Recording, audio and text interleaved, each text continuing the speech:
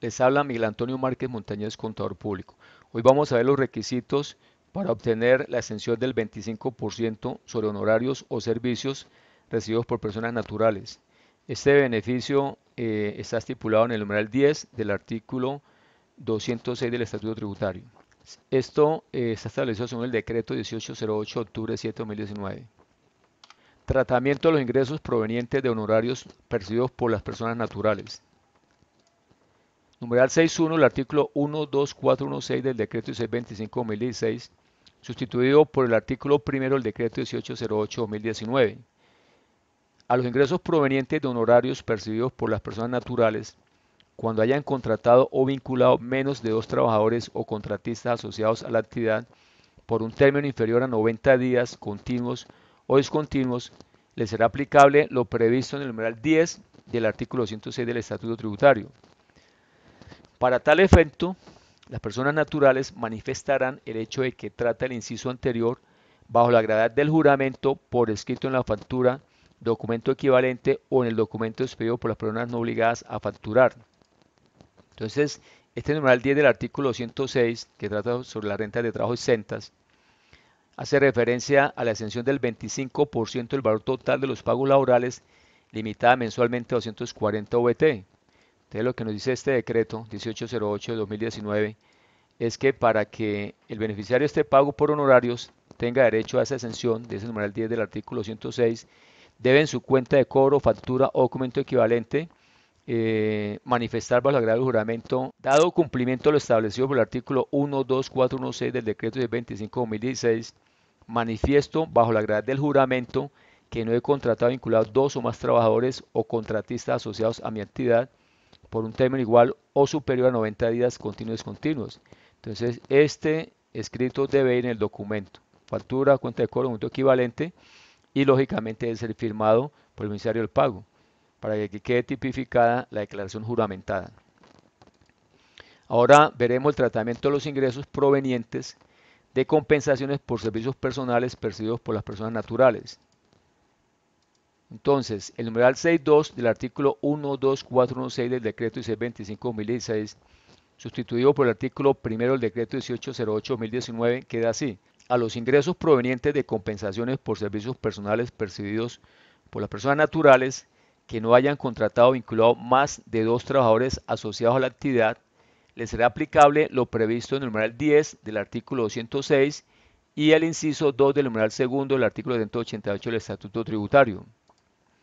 Para tal efecto, las personas naturales manifestarán el hecho de que trata el inciso anterior bajo la gravedad del juramento por escrito en la factura, documento equivalente o en el documento expedido por las personas no obligadas a facturar.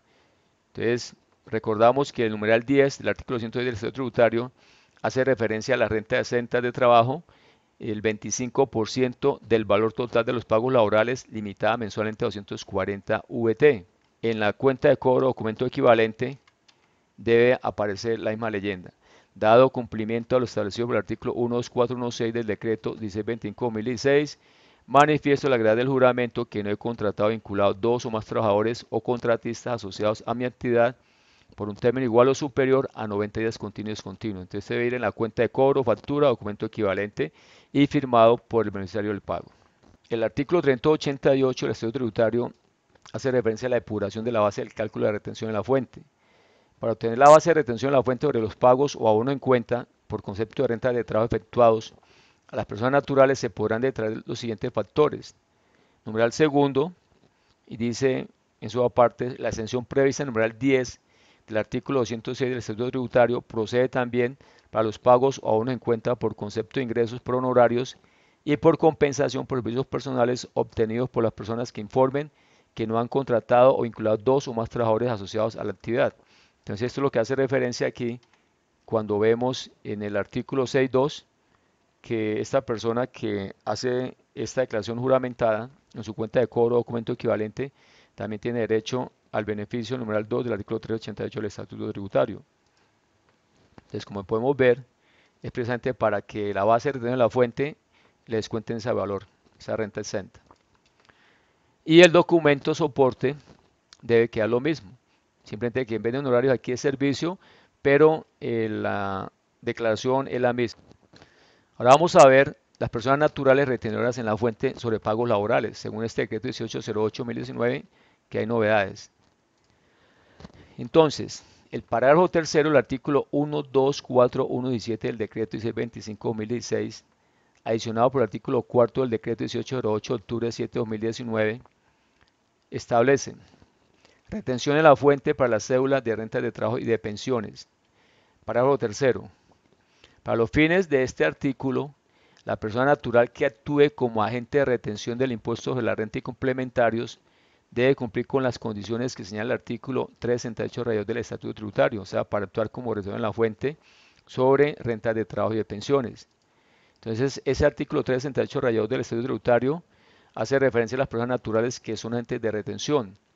Las personas naturales que tengan la calidad de comerciantes y que en el año inmediatamente anterior tuvieran un patrimonio bruto o unos ingresos brutos superiores a 30.000 VT, también deberán practicar retención en la fuente sobre los pagos o abonos en cuenta que efectúen por los conceptos a los cuales se refieren los artículos 392, 395 y 401 a las tarifas y según las disposiciones vigentes sobre cada uno de ellos. Entonces es importante ese cambio, porque aquí está dando referencia a que solamente podrán efectuar retención en la fuente sobre renta de trabajo y de pensiones estas personas naturales que cumple con este requisito del artículo 368 rayado, o sea, que sean comerciantes y que en el año inmediatamente anterior tienen un patrimonio bruto o unos ingresos brutos superiores a 30.000 VT.